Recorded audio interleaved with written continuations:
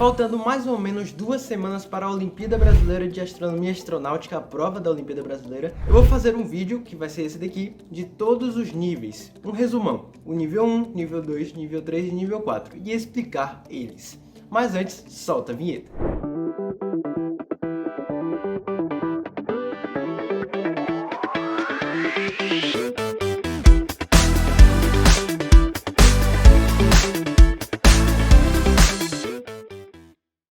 Bom pessoal, primeiramente se inscreva no canal, deixe seu like e ative o sininho, porque hoje eu vou fazer um resumo para que você consiga alcançar a tão sonhada medalha de ouro, mas pode ser de bronze ou de prata, mas o objetivo é ser de ouro, da OBA, que é a Olimpíada Brasileira de Astronomia e Astronáutica. Então, se inscreva no canal, deixe seu like, ative o sininho, compartilhe e bora pro vídeo. Bom pessoal, esse vídeo foi uma sugestão de uma inscrita daqui do canal, porque eu já postei 3 vídeos curtos, uns shorts, aqui no YouTube e no Instagram também, falando sobre os assuntos de cada nível, menos do nível 1, mas eu escrevi para as pessoas que pediram os assuntos do nível 1. Eu fiz um short para o nível 2, para o nível 3 e para o nível 4, todos os assuntos em ordem, e o que você tem que fazer para conseguir estudar para a prova, estudar os assuntos e responder provas de anos anteriores. Lembrando que em todos os níveis vai cobrar astronomia e física também. Por quê? Porque é basicamente uma prova de astrofísica e astronomia, porque a Olimpíada Brasileira de Astronomia e Astronáutica vai cobrar a astronomia, os conceitos,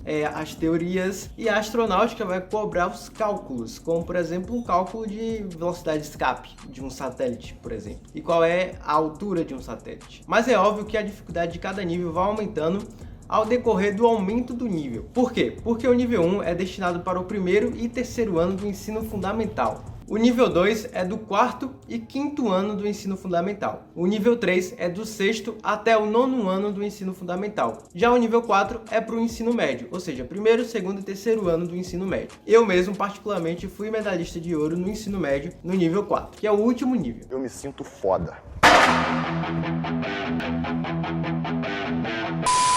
Mas basicamente vocês precisam saber sobre pontos cardeais, sobre a Terra, sobre galáxias, sobre o sistema solar como um todo, sobre orientações geográficas, existências de satélites como a Amazônia, que é um satélite daqui do Brasil, o Chandra também, que é outro satélite, o Hubble, o telescópio no caso, o telescópio James Webb, saber empresas como a NASA, como a SpaceX, que é do Elon Musk, de foguetes como a Starship, que foi lançada recentemente, um teste, só que não deu muito certo porque ela explodiu nos céus. Para quem já está mais adiantado, saber as leis de Kepler, as leis da gravitação universal de Isaac Newton, mas bora começar do começo. Para começar do começo, nós precisamos entender sobre a formação da Terra, como a Terra se originou. E para você conseguir saber sobre a origem da Terra, você precisa entender o ponto de vista da ciência, o ponto de vista científico. E o ponto de vista científico para a origem da Terra, porque o Sol, que é uma estrela e fica no centro do sistema solar, que fica os planetas orbitando ele, teve uma grande explosão, e essa explosão ocasionou fragmentações de rochas e foram expelidas, e algumas rochas, alguns corpos celestes rochosos conseguiram ficar em órbita do Sol. Mas é claro que não só existe corpos celestes rochosos, como também corpos celestes gasosos. Só que um dos fragmentos de rochas que ficou vagando e ficou orbitando o Sol foi a Terra. E os planetas em ordem fica Mercúrio, e formaram também os demais planetas que nós conhecemos hoje no sistema solar. E os planetas são Mercúrio, Vênus, Terra, Marte, Júpiter, Saturno, Urano e Netuno. E desses 8 planetas, 4 são rochosos, que é Mercúrio, Vênus, Terra e Marte, e 4 são gasosos, que é Júpiter, Saturno, Urano e Netuno. Lembrando que existia outro planeta que era Plutão, só que ele foi rebaixado para planeta anão. E eles ficam em órbita com o Sol por conta da gravidade, que já foi explicado por Isaac Newton e explicado ainda melhor, com mais complementações, por Albert Einstein pela teoria da relatividade geral. Que é porque o Sol, como tem mais massa, dobra o espaço-tempo, faz uma deformação maior no espaço-tempo, e com isso, os corpos que têm menor massa ficam orbitando ao redor dele.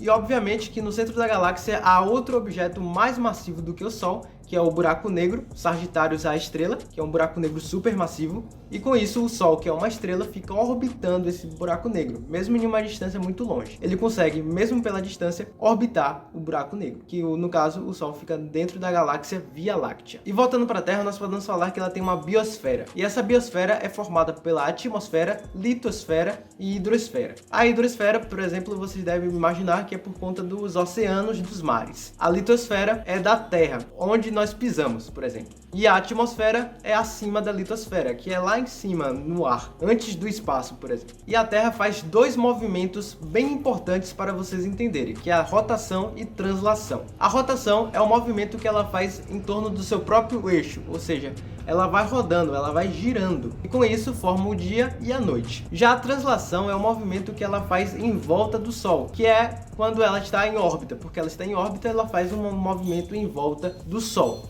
E isso é chamado de translação. É a mesma coisa que a Lua faz com a Terra. Ela faz um movimento de translação ao redor da Terra e ela também tem um movimento de rotação que é ao redor do seu próprio eixo. Bom, pegando esse ponto de que a Terra faz uma translação ao redor do Sol, isso faz explicar o dia e a noite. Mas isso também pode explicar o verão, inverno, outono e primavera, que são as estações do ano. E isso acontece por conta da inclinação da Terra, que é de mais ou menos 23 graus. E essa inclinação faz com que uma região pegue mais sol que a outra. Por exemplo, o hemisfério norte e o hemisfério sul. Quando aqui no Brasil é verão, lá nos Estados Unidos, por exemplo, é inverno. Por quê? Porque quando aqui é verão, significa que a Terra está assim, com o hemisfério sul para o sol, com uma maior parte do sol pegando no hemisfério sul, e isso faz com que aqui seja verão e com uma menor parte dos raios solares atingindo o hemisfério norte. E com isso faz com que o hemisfério norte fique em inverno. E isso se chama solstícios. O hemisfério sul, por exemplo, está em solstício de verão e no hemisfério norte está em solstício de inverno. Mas se a Terra rodar mais um pouquinho, por exemplo, vir para aqui, isso significa que está assim. Se ela rodar o Sol mais uma vez, vai ficar com o hemisfério norte recebendo mais raios do Sol e o hemisfério sul recebendo menos raios do Sol. E isso se inverte. Aqui vai ficar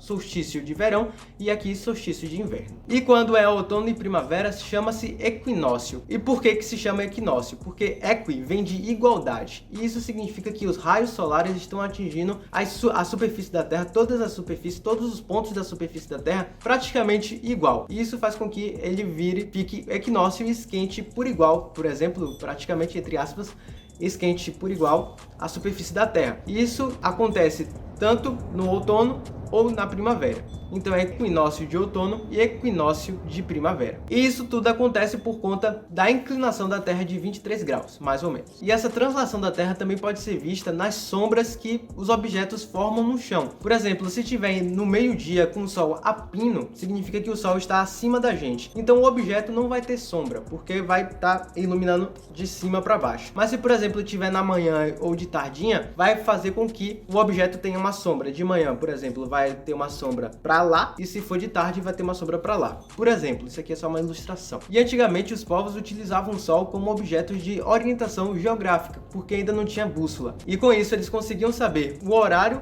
que eles estavam naquele dia e também os pontos cardeais, que é a orientação geográfica que eu falei. Porque de manhã, quando o Sol nasce, ele está nascendo no lado leste do mapa geográfico. Então, os povos de antigamente, quando o Sol nascia e viam o Sol nascendo em um lado, eles automaticamente sabiam que aquele lado que o Sol estava nascendo era o leste. Então, consequentemente, o outro lado é o oeste, que é o oposto. Então, na frente é o norte e atrás é o sul, mas isso pode mudar. E no norte pode ter o noroeste e o nordeste. O nordeste é quando está um pouquinho pro leste, um pouquinho pro norte, e o noroeste é quando está um pouquinho pro norte, um pouquinho pro oeste. Também pode ter o sudeste e o sudoeste. O sudeste é quando está um pouquinho pro leste, um pouquinho pro sul, e o sudoeste está um pouquinho pro oeste e um pouquinho pro sul. E toda essa localização geográfica foi melhorada com o surgimento da bússola, com a invenção da bússola. Porque a bússola funciona como? É uma agulha suspensa, uma agulha imantada, ou seja, um ímã, e com isso ela é atraída pelo polo sul magnético da Terra. O polo sul magnético da Terra, que é o polo norte geográfico da Terra. Então significa que o polo norte do ímã da bússola vai ser atraído pelo polo sul magnético da Terra, que no caso é o polo norte geográfico da Terra,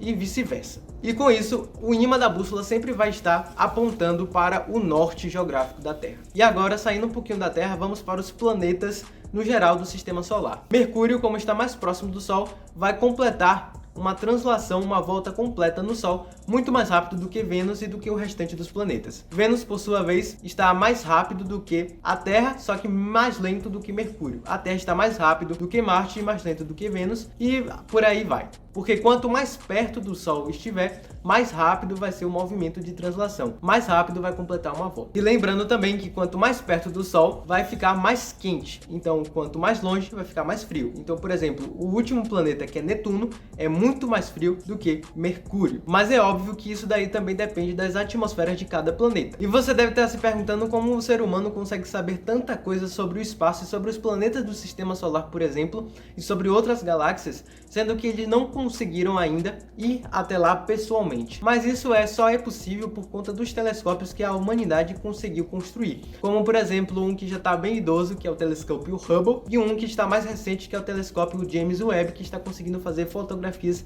incríveis e muito maravilhosas do universo como um todo. E é óbvio também que físicos antigos como Galileu Galilei, Isaac Newton, Kepler e também Albert Einstein conseguiram contribuir bastante com cálculos e fórmulas e estudos para o estudo do universo como um todo. E com isso nós conseguimos descobrir velocidades dos planetas, quais galáxias estão perto da gente, como a Andrômeda, por exemplo, e como conseguir fazer com que um satélite entre em órbita, e como também fazer com que um satélite vire um satélite geoestacionário. Um satélite geoestacionário é que ele consegue ficar fixo em uma região da Terra. Mas aí você deve perguntar, como é que ele consegue ficar fixo em uma região da Terra, sendo que a Terra está se movimentando e ele também? É simples, só que difícil. Por quê? Porque o satélite só precisa ir em uma certa altitude e com isso ele vai conseguir ficar na mesma velocidade de rotação da Terra. E se ele fica na mesma velocidade de rotação da Terra, quando a Terra gira, ele gira junto com a Terra, não saindo da posição que ele está. Ou seja, se tiver um satélite geoestacionário em cima da Amazônia, ele vai ficar lá até tirarem ele de órbita. Porque quanto maior a distância do satélite para a Terra, isso significa que a velocidade dele vai ficar menor, até se igualar com a Terra. Por exemplo, o satélite geoestacionário se igualou com a velocidade de rotação da Terra. Mas existem diversos outros satélites que têm uma velocidade de rotação maior do que da Terra, então ele dá várias voltas em volta da Terra, muitas vezes. A mesma coisa também acontece com a Estação Espacial Internacional, que fica lá no espaço, que é mais ou menos 450 quilômetros de distância da Terra para a Estação Espacial Internacional. Bom, e para finalizar o vídeo, eu vou falar sobre uma lei muito importante para você saber para a sua prova, que é as leis de Kepler. São 3 leis que eu vou dar uma resumida aqui e vocês vão conseguir entender. Mas todas são de Kepler, por isso que são as leis de Kepler. A primeira lei é a lei das órbitas, que fala que todas as órbitas dos planetas são elipses e não circulares, não uma circunferência. Para você imaginar uma elipse, é só você imaginar um formato oval, um formato de ovo. E então, como as órbitas são elipses, o Sol não vai ficar no centro certinho do Sistema Solar. Ele vai ficar um pouquinho mais para a esquerda ou para a direita, não me lembro bem. Isso significa que quando a Terra, que tem um formato, uma órbita elíptica, ela vai ter um ponto que vai estar mais longe do Sol e outro ponto que ela vai estar mais próxima do Sol. E estas duas posições da órbita têm nome. Quando o planeta está mais distante do Sol, significa que ele está no seu afélio. E se está mais próximo do Sol, significa que ele está no seu periélio.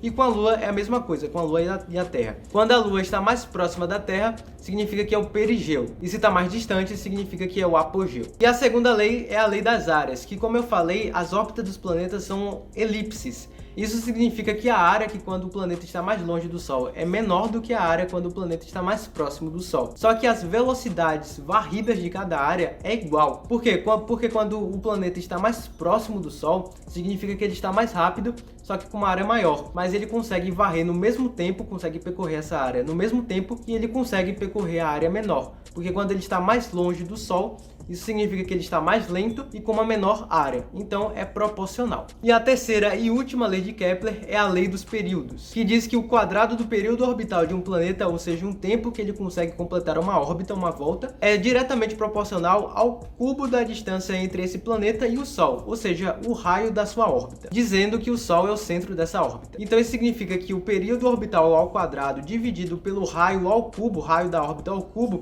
é igual a uma constante. E isso é a fórmula dessa terceira lei de Kepler. E essa fórmula também pode ser diretamente relacionada com a fórmula da lei da gravitação universal de Isaac Newton, que é a força de atração entre dois corpos, que é igual a constante de gravitação universal vezes a massa de um corpo vezes a massa do outro corpo dividido pela distância entre esses dois corpos ao quadrado. Então é isso, pessoal, esse foi o vídeo, espero que vocês tenham gostado, espero que vocês tenham entendido mais ou menos desse resumo da OBA, que está faltando praticamente 2 semanas para a prova, que tem 2 horas de duração e 10 questões. Espero que vocês vão bem na prova, vou estar torcendo aqui por cada um e tomara que vocês tenham gostado do vídeo, se inscreva no canal, deixa o like, ative o sininho, assiste esse vídeo que está do meu lado e é isso, até o próximo vídeo, valeu e abraço!